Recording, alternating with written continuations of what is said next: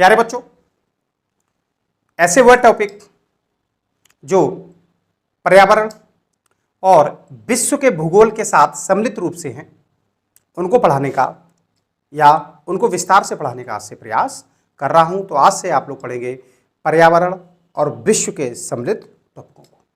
ठीक, तो सबसे पहले डालिए आप अम्लीकरण। अम्लीकरण के अंतर्गत हम लोग आज अम्ल निक्षेप और अम्लीय वर्षा पर, ठीक है, इस टॉपिक के अंतर्गत डिस्कशन करेंगे।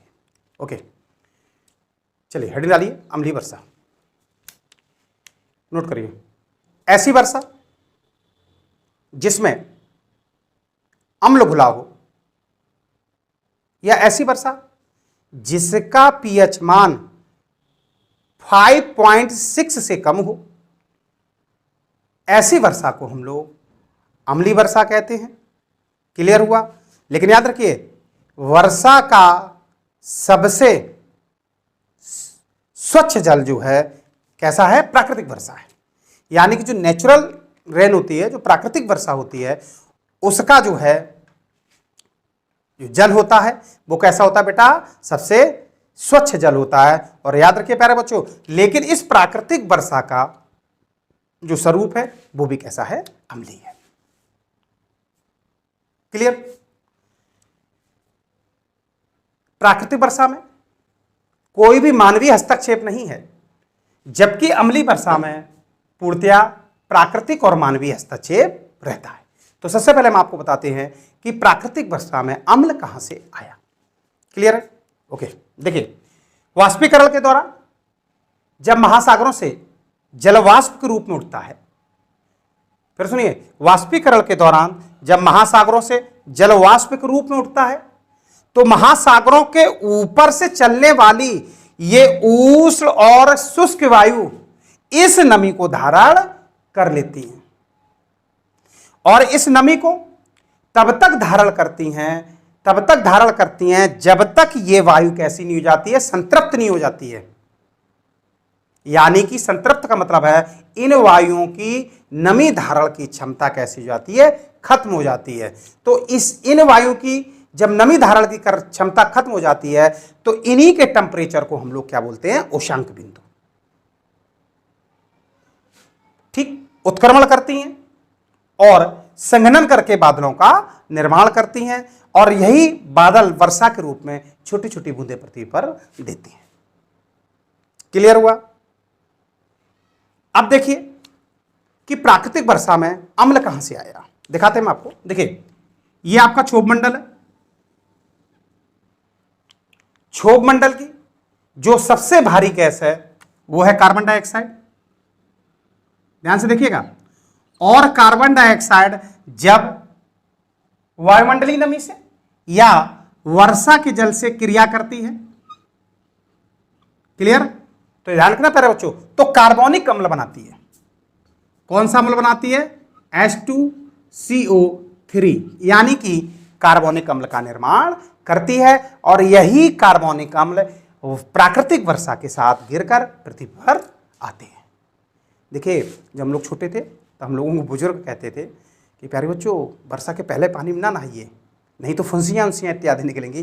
फुंसियाँ, वो बिल्कुल सही थी अपनी जगह। चूंकि याद रखिए प्यारे बच्चों कि प्राकृतिक वर्षा का स्वरूप कैसा है? अम्लीय है। और उसमें क्या विद्यमान है? उसमें कार्बोनिक एसिड या कार्बोनिक अम्ल विद्यमान है। एक्चुअली ये बहुत ही अल्प मात्रा में बनता है। क्यों बनता है? ध्यान से सुनिएगा कि कार्बन डाइऑक्साइड H2O के साथ बहुत ही मुश्किल में इंक्लूड होती है या बहुत ही मुश्किल में मिलती है। उसको मिलाने के लिए प्रेशर की जरूरत होती है। आपने एक एग्जाम्पल सुना होगा, कोल्ड ड्रिंक्स में जब हम कार्बन डाइऑक्साइड इंक्लूड करते हैं तो हेनरी का नियम होता है, हेनरी को लॉ के अनुसार कि जितना आप प्रेशर डालते चले जाएंगे कार्बन डाइऑक्साइड उतना ही घुलता चला जाएगा। जैसे हम लोग कोल्ड ड्रिंक की ढक्कन खोलते हैं तो झंझनाहट के साथ वो कार्बन डाइऑक्साइड निकलता है। देखिए, बेसिक क्वेश्चन है, याद रखिए इन सब चीजों को, प्रैक्टिकली क्वेश्चन है। तो इस वायुमंडल में वायुमंडलीय दाब इतना ज्यादा नहीं है कि पूर्णतया कार्बन डाइऑक्साइड H2O के साथ मिल सके, और ये जो मिलाप होता है या कार्बन डाइऑक्साइड H2O के साथ कैसा मिलता है? बिल्कुल अल्प मात्रा में या नगण्य मात्रा में मिलता है। क्लियर हुआ सभी को? चलिए दूसरी बात बताते हैं आपको, ध्यान से सुनना, ध्यान सुनना प्यारे बच्चों, कि जो ये महासागर है,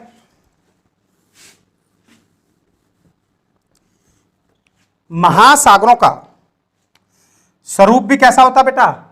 महासागरों का जो स्वरूप है या महासागरों का जो पीएच मान होता है वो 8.1 होता है या 8.1 है, यानी कि महासागरों का स्वरूप कैसा है? क्षारीय है। क्लियर है? लेकिन महासागरों में भी क्या पाया जाता है बेटा? H2CO3 पाया जाता है, यानी कि महासागरों में भी क्या पाया जाता है बेटा? कार्बोनिक अम्ल पाया जाता है।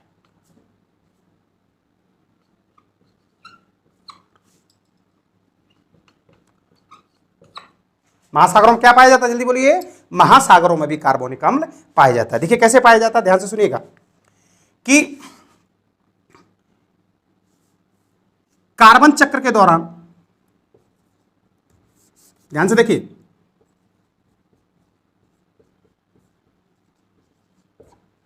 ध्यान से सुनिए प्यारे बच्चों, ये कार्बन चक्र के दौरान जब महासागर और वायुमंडल, कार्बन चक्र के दौरान जब महासागर और वायुमंडल अंतः क्रिया करते हैं, ध्यान दीजिए क्या करते हैं बेटा? अंतः क्रिया करते हैं, तो CO2 कार्बन डाइऑक्साइड क्या होता है? स्थानांतरित होता है।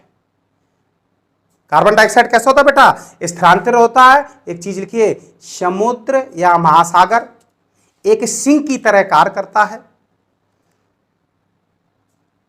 समुद्र या महासागर एक सिंक की तरह कार्य करता है। और ध्यान सुनिए, महासागरों में 22 करोड़ टन या महासागर 22 करोड़ टन प्रतिदिन कार्बन डाइऑक्साइड को क्या करते हैं? अवशोषित करते हैं, जिससे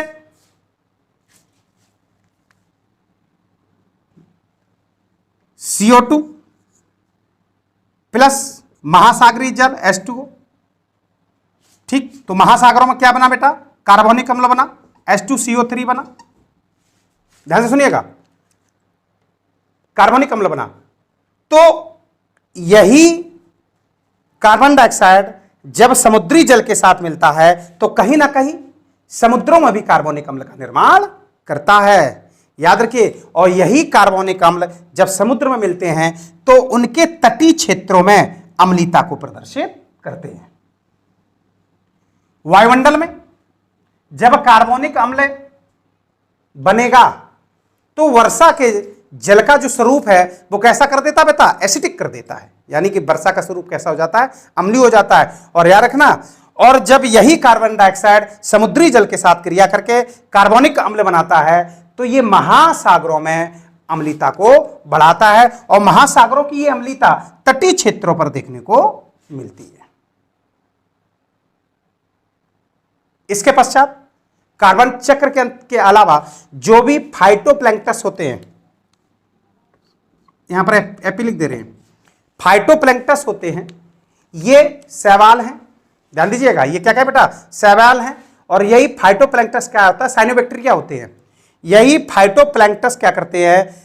CO2 को ग्रहण करके, ये फाइटोप्लैंक्टस क्या करते हैं? इसको क्या, इस फाइटोप्लैंक्टस में क्या क्या आता है बेटा? इसमें फाइटोप्लैंक्टस के अंतर्गत शैवाल आते हैं और साइनोबैक्टीरिया आता है। यही फाइटोप्लैंक्टस क्या करते हैं? कार्बन डाइऑक्साइड को क्या करते हैं बेटा? प्रकाश संश्लेषण के दौरान इस्तेमाल करते हैं, ठीक है। और प्रकाश संश्लेषण के दौरान इन्होंने क्या किया? फाइटोप्लैंक्टस ने कार्बन डाइऑक्साइड का इस्तेमाल किया और कहीं ना कहीं महासागरों में कार्बन डाइऑक्साइड और ज्यादा अवशोषित हुआ। क्लियर? ध्यान से सुनिए, चीज आगे बढ़ाते हैं। देखिए, जब, ध्यान सुना, जब सागर का तटीय क्षेत्र अम्लीय हो जाता है तो समुद्री जीव जो कि कवच वृद्धि, यानी कि जो उनका शेल ग्रोथ होता है वो प्रभावित होता है, मछलियों का जनन प्रभावित होता है, और मोलास्क जीव यहां पर बहुत ज्यादा प्रभावित होता है। एक एग्जाम्पल द्वारा आपको यहां पर बताने का प्रयास करेंगे। देखिए सुनिए कि जो पक्षी वर्ग होता है, ध्यान से सुनिए, जितना भी पक्षी वर्ग है या ज्यादातर पक्षी अपने जब अंडे को बनाते हैं तो अपने शरीर का सारा कैल्शियम इस अंडे के खोल को बनाने में लगा देते हैं। यानी कि जो अंडे का खोल बना होता है वो CaCO3 का बना होता है, यानी कैल्शियम कार्बोनेट है। फिर सुनिए, पक्षी जब अंडे को जन्म देते हैं तो उसके खोल को बनाने के लिए अपने सारे शरीर का कैल्शियम इस खोल को बनाने में लगा देते हैं, और इस कैल्शियम की पूर्ति के लिए यह समुद्री तटों पर जाते हैं। ध्यान सुनिए, इस कैल्शियम की पूर्ति के लिए यह पक्षी वर्ग कहां जाता है बेटा? समुद्री तटों पर जाता है और मोलास्क वर्ग के जीवों को खाकर कैल्शियम की पूर्ति करने का प्रयास करता है। लेकिन अम्लीयता के कारण, समुद्री तटों में अम्लीयता के कारण मोलास्क वर्ग के जो जीव होते हैं, यानी कि घोंगा, घोंगा सुना ना आपने, मोलास्क वर्ग के जो जीव होते हैं घोंगा, चूंकि उनका तट तक पहुंचना मुश्किल हो जाता है, उनका कवच अम्ल के कारण टूट जाता है, इसलिए ये पक्षी इन घोंगों को नहीं खा पाते हैं और इनमें कैल्शियम की ऑलरेडी कमी होने लगती है, और कहीं ना कहीं ये पारिस्थितिकी तंत्र या परितंत्र प्रभावित होता है।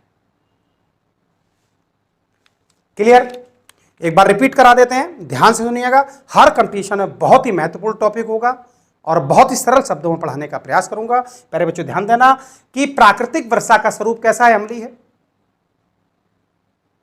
ठीक, देखिए महासागर से वाष्पीकरण हुआ, महासागर के ऊपर से चलने वाली उष्ण और शुष्क हवाओं ने क्या किया? इस नमी को धारण किया, संघनन हुआ, संघनन से बादलों का निर्माण हुआ, कहीं ना कहीं पृथ्वी पर वर्षा हुई। ध्यान देना। और वायुमंडल की या क्षोभ मंडल की या वायुमंडल की सबसे भारी गैस जो क्षोभ मंडल में व्याप्त है, कार्बन डाइऑक्साइड, वो इसी वर्षा के जल के साथ क्रिया करके क्या बनाती है बेटा? कार्बोनिक अम्ल बनाती है, और यही कार्बोनिक अम्ल पृथ्वी पर गिरता है। क्लियर है? तो सबसे शुद्ध वर्षा का रूप कौन सा है बेटा? प्राकृतिक वर्षा ही सबसे, प्राकृतिक वर्षा का जल ही सबसे शुद्ध जल होता है, लेकिन उसका भी स्वरूप कैसा होता है? अम्लीय होता है। ठीक, एक तो कार्बोनिक अम्ल वायुमंडल बना और दूसरा कार्बोनिक अम्ल का आपका कहां बना? महासागर में बना। क्लियर हुआ? कार्बन चक्र के दौरान जब वायुमंडल और महासागर अंतः क्रिया करते हैं तो कहीं ना कहीं CO2 का क्या होता है बेटा? स्थानांतरण होता है। 22 करोड़ टन लगभग प्रतिदिन जो है महासागर कार्बन डाइऑक्साइड को अवशोषित करते हैं और कार्बोनिक अम्ल का निर्माण करते हैं। याद रखिए, और यही कार्बोनिक अम्ल जब समुद्री जल में मिलता है तो कहीं ना कहीं अम्लीयता तटों पर देखी जाती है। यही पढ़ा है ना आपको? फाइटोप्लैंक्टन्स, ये शैवाल साइनोबैक्टीरिया है जो छोटी छोटी घास के रूप में समुद्र में व्याप्त है, और प्रकाश संश्लेषण में कार्बन डाइऑक्साइड को क्या करते हैं? अवशोषित करते हैं। और याद रखिएगा, और कहीं ना कहीं फाइटोप्लैंक्टन्स भी यहाँ पर CO2 को बढ़ाने का प्रयास करते हैं महासागर में। क्लियर हुआ? चलिए, ये तो हुई कार्बोनिक अम्ल की बात। अच्छा, एक चीज और, कार्बन डाइऑक्साइड जब समुद्र जल के साथ क्रिया करते हैं तो क्या बनाते हैं बेटा? H2CO3 बनाते हैं। अब ध्यान से एक चीज पढ़ रहा है यहाँ पे कि जब कार्बोनिक अम्ल का, सुन लेना, फॉर्मेशन होगा या फर्दर ये ब्रेक होगा, ये जब टूटेगा तो हाइड्रोजन आयन में टूटेगा प्लस, क्लियर हुआ? और किसमें टूटेगा बेटा? बायोकार्बोनेट आयन में टूटेगा।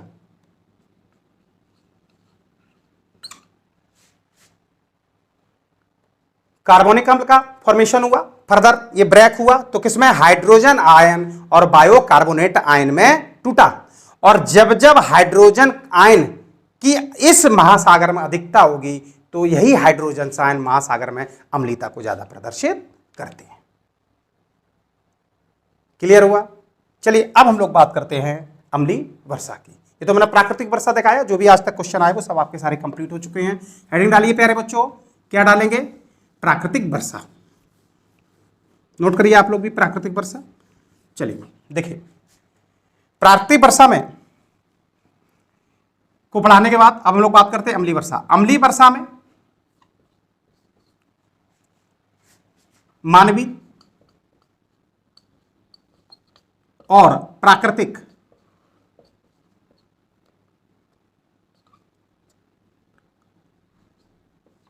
ठीक है, अम्लीय वर्षा में मानवीय और प्राकृतिक दोनों ही कंडीशन लागू होती हैं। क्लियर हुआ? अब ध्यान से पढ़ने वाली बात है, देखना। सबसे पहले मैं आपको बताते हैं मानवीय कारण और प्राकृतिक कारण। ठीक, तो मानवीय कारण में देखिए कि इस मानव ने, ध्यान से पढ़िएगा, अपने विकास के लिए मानव ने क्या किया प्यारा बच्चा, अपना विकास के लिए, और अपने विकास के लिए इस मानव ने उद्योगों का निर्माण किया।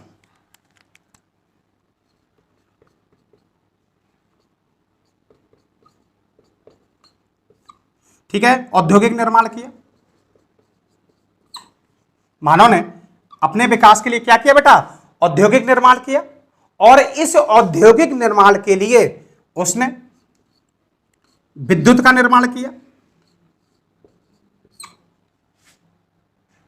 ठीक, दूसरे आइए, यातायात और कारखानों का निर्माण किया।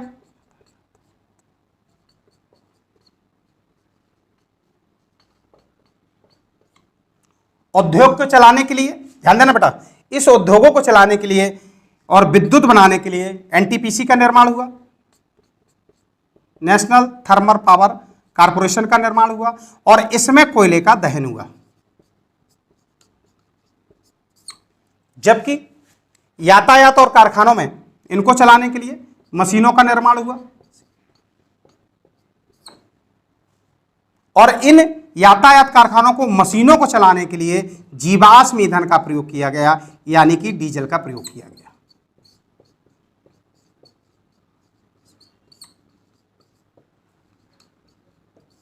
क्लियर हुआ? ध्यान से सुनना, एक एक शब्द आपको याद रखना है प्यारे बच्चों। अम्लीय वर्षा में मानवीय कारण और प्राकृतिक कारण दोनों ही इंक्लूड होते हैं। इस मानव ने अपने विकास के लिए औद्योगिक विकास किया, उद्योग का निर्माण किया, और यही उद्योग में विद्युत की जरूरत पड़ी, एनटीपीसी का निर्माण किया, और विद्युत बनाने के लिए उसने क्या किया, कोयले का निर्माण किया या कोयले का दहन किया। ठीक है, यातायात कारखानों का निर्माण किया, इनको चलाने के लिए मशीनों का निर्माण किया, और उसमें किसका निर्माण किया बेटा, डीजलों, और इस मशीनों को चलाने के लिए उसने डीजल का प्रयोग किया, और ये दोनों ही जीवाश्म ईंधन है। सुन लीजिए, जीवाश्म ईंधन पेड़ पौधों से निर्मित होते हैं। ध्यान से सुनना, जीवाश्म ईंधन किससे निर्मित होते प्यारे, जीवाश्म ईंधन पेड़ पौधों से निर्मित होते हैं, और पेड़ पौधों में एमिनो एसिड्स और प्रोटीन इत्यादि पाया जाता है। जब इन्हीं पेड़ पौधों का अपघटन होता है, या जब जीवाश्म ईंधन का अपघटन होता है, तो याद रखना, कार्बन के साथ साथ, ध्यान से सुनना, ठीक, कार्बन के साथ साथ सल्फर का और नाइट्रोजन का क्या होता है बेटा, उत्सर्जन होता है। क्लियर हुआ? और यही, ध्यान से सुनना, यही सल्फर और नाइट्रोजन का ऑक्सीजन के साथ दहन होता है तो SO2 बनाता है, यानी कि सल्फर डाइऑक्साइड बनाता है, और सांद्रता में इसका दहन होता है तो क्या बनाता है, SO3 बनाता है। नाइट्रोजन का ऑक्सीजन के साथ दहन होता है तो क्या होता है, नाइट्रोजन डाइऑक्साइड बनाता है। चूंकि सल्फर ट्राइऑक्साइड और नाइट्रोजन डाइऑक्साइड ये बहुत ही हल्की गैसेस हैं, तुरंत वायुमंडल की ओर अग्रसर होती हैं। ध्यान से सुनना, तुरंत वायुमंडल के तरफ अग्रसर होती हैं, और ये वायुमंडलीय नमी के साथ, फिर सुनिए ध्यान से, SO3 वायुमंडलीय नमी के साथ मिलती है, या वायुमंडलीय जल के साथ मिलकर क्या बनाती है बेटा, H2SO4 बनाती है, जिसको सांद्र सल्फ्यूरिक अम्ल के नाम से जाना जाता है। और जबकि नाइट्रोजन वायुमंडल की नमी के साथ मिलकर,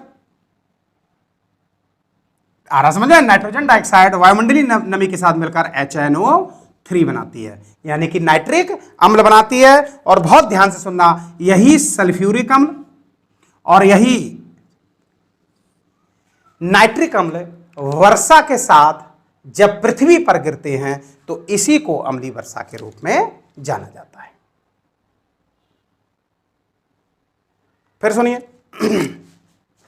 जब जीवाश्म ईंधन का अपघटन हुआ, कार्बन के साथ साथ सल्फर का उत्सर्जन हुआ, नाइट्रोजन का उत्सर्जन हुआ, और यही सल्फर जब ऑक्सीजन के साथ दहन होता है तो सल्फर डाइऑक्साइड बनाता है, जब और सांद्रता में इसका दहन होता है तो सल्फर ट्राइऑक्साइड बनाता है। वही नाइट्रोजन ऑक्सीजन के साथ जब दहन होता है तो नाइट्रोजन डाइऑक्साइड बनाता है। और सुन लीजिए, यही सल्फर ट्राइऑक्साइड जब वायुमंडलीय जल के साथ क्रिया करती है, या जब वायुमंडलीय जल के साथ मिलता है तो H2SO 4 बनाता है, सल्फ्यूरिक अम्ल बनाता है। और जब यही नाइट्रोजन, सुन लीजिए, जब यही नाइट्रोजन क्या होता है बेटा, वायुमंडलीय नमी के साथ क्रिया करके क्या बनाती है, HNO3 बनाती है, यानी कि नाइट्रिक अम्ल बनाती है। यही H2SO4, बहुत ध्यान से सुनिएगा, यही H2SO4 और HNO3 वर्षा के साथ जब पृथ्वी पर गिरते हैं तो इसी को हम लोग किसकी संज्ञा देते हैं बेटा, अम्लीय वर्षा कहते हैं। क्लियर हुआ? एक बार रिवीजन और कर लीजिए जल्दी से, सुनिए ध्यान से। इस मानव ने अपने विकास के लिए उद्योगों का विकास किया, ठीक है। उद्योगों को निर्माण के लिए विद्युत की आवश्यकता हुई, एनटीपीसीओ का निर्माण हुआ जिसमें कोयले के दहन से विद्युत का निर्माण हुआ। उद्योगों के निर्माण के लिए यातायात और कारखाने स्थापित किए गए जिसको चलाने के लिए मशीनों का निर्माण हुआ और मशीनों में डीजलों का दहन हुआ और ये जीवाश्म ईंधन के रूप में दोनों ही जाने जाते हैं। और जीवाश्म ईंधन सदैव पेड़ पौधों से निर्मित होते हैं। जब भी जीवाश्म ईंधन को अपघटन होता है तो कार्बन के साथ साथ सल्फर और नाइट्रोजन निकलती है। सल्फर का ऑक्सीजन के साथ जब दहन होता है या जलती है तो सल्फर डाइऑक्साइड बनाती है और सांद्रता में जब सल्फर डाइऑक्साइड जलती है तो सल्फर ट्राइऑक्साइड बनाती है। उसी तरह नाइट्रोजन जब ऑक्सीजन के साथ जलती है तो नाइट्रोजन डाइऑक्साइड बनाती है और वर्षा के जल के साथ मिलकर क्या बनाती है बेटा, बोलो, नाइट्रिक अम्ल बनाती है, HNO3 बनाती है। जबकि सल्फर ट्राइऑक्साइड वर्षा के जल के साथ मिलकर क्या बनाती है, H2SO4 बनाती है। यही H2SO4 और HNO3 जब वर्षा के साथ पृथ्वी पर गिरते हैं तो इसी को अम्लीय वर्षा के रूप में जाना जाता है। क्लियर? थोड़ी सी प्राकृतिक बात भी करते हैं, देखिए ध्यान से सुनिएगा, देख लीजिए। देखिए ध्यान से पढ़िएगा प्यारे बच्चों, एक एक चीज आपको समझ में आनी चाहिए, यही हमारा प्रयास है। देखिए प्राकृतिक में वनों में लगने वाली आग या जब ज्वालामुखी विस्फोट होता है तो सबसे ज्यादा क्या निकलता है बेटा, SO2 निकलता है। ज्वालामुखी उद्गार में SO2 की बहुत बड़ी अमाउंट में SO2 निकलता है और यही SO2 इस तरह से रिएक्शन करके H2SO4 बनाता है। लेकिन एक चीज और आपको बताने का प्रयास करेंगे, जब SO2, अलग चीजें सीखिए, जब SO2 डस्ट पार्टिकल यानी कि धूल के कण के साथ क्रिया करते हैं, SO2 या डस्ट पार्टिकल जब धूल के कण के साथ क्रिया करते हैं तो याद रखिए प्यारे बच्चों, क्या बनाते हैं, एरोसोल बनाते हैं।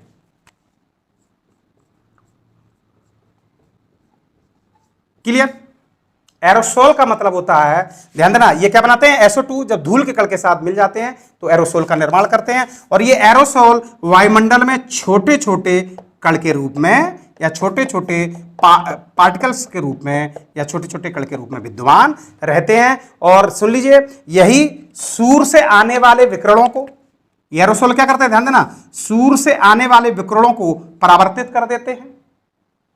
इससे दो चीजें होती हैं। देखिए पहली चीज क्या होती है कि जब SO2 धूल के कण के साथ मिलती है एरोसोल बनाती है, यही एरोसोल सूर्य के प्रकाश को परावर्तित कर देते हैं। तो देखिए जो ग्लोबल वार्मिंग होती है,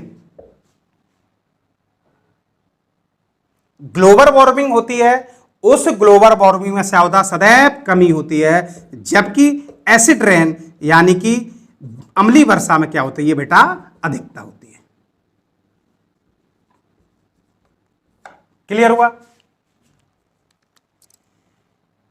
प्राकृतिक कारणों में ज्वालामुखी को लिया, जब ज्वालामुखी उद्गार होता है SO2 बनता है और उसके बाद रिएक्शन SO2 क्या करती है बेटा, H2SO4 का निर्माण करती है।